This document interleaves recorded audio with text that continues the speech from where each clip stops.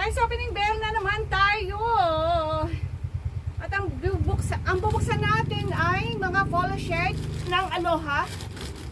Polo shirt ito, yung may Coelho na t-shirt. At ito na agad ang ating unang bunot. Next natin, dry fit na malaking size. Black. Dry fit, yellow-green, ang laki. Next, stripes. Black. Commercial. Kirkland. Massimo. St. John Paul. Pink. Commercial. Sorry. Pila. Ganda ng kulay. Cherokee. Arby's. Gap.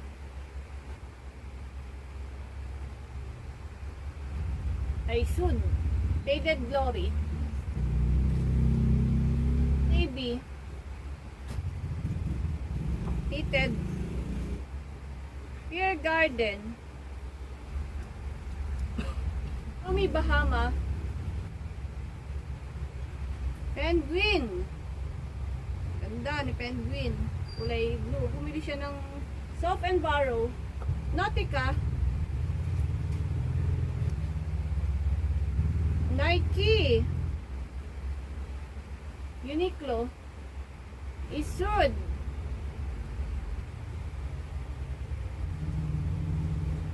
Crop and Barrow. Lacoste, guys. Ayan. Green na green. Ang size ay 6. Medyo malaki. Ay, wala na rin siyang botones. Nawawala. Sana meron sa loob. Sayang. Bibigay ko na lang ito sa dito ko.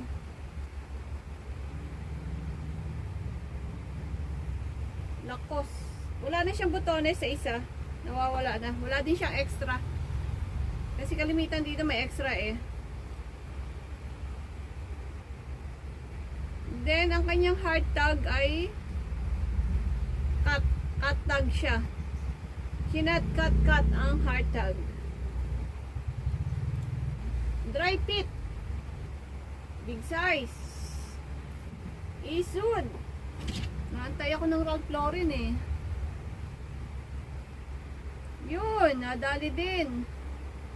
Ralph Lauren na puti.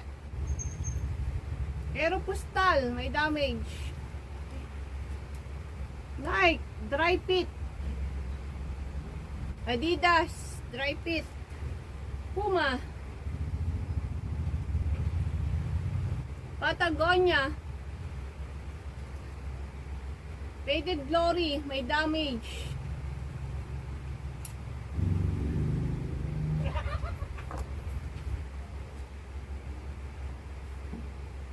Gap, Van Heusen. White. Pwede pumasok. Knitted. Calvin Klein. Luma na yung ano niya, Coelho.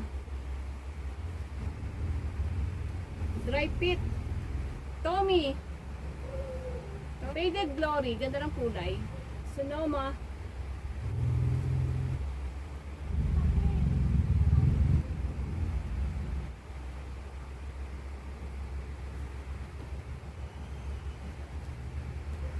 Nike, Lakers, NBA dito sa gilid. Tommy, ganda ng kulay. Aero, H&M, STI.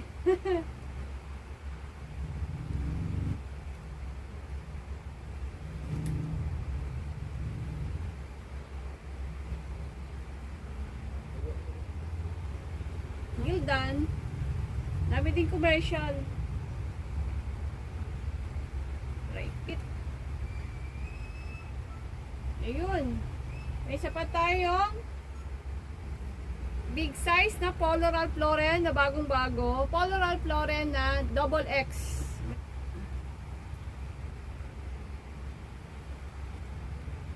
Pila. Dry fit. Meron ulit tayong Penguin. Penguin, anong size ng penguin? Ay, bago pa oh. Extra large. Penguin na extra large. Ayun. Nike. Dry fit. Yung mga pang golf. STI.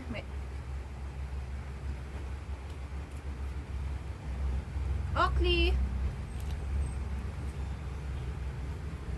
Ano yan? Oo. Tingnan. Uniqlo.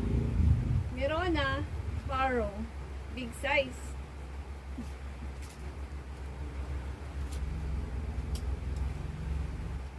Timberlake. Mossimo.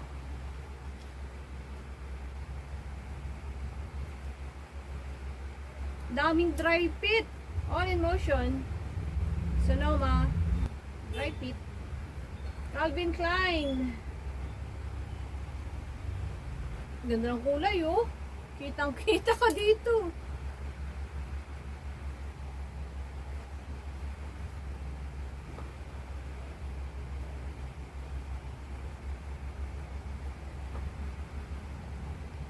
Arizona.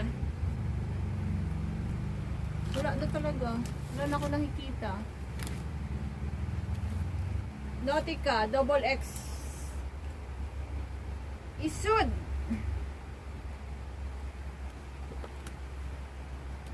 Isud ulit.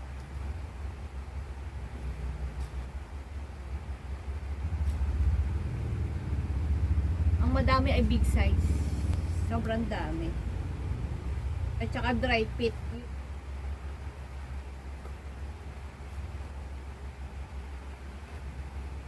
Oakley. Malaki. Banana Republic.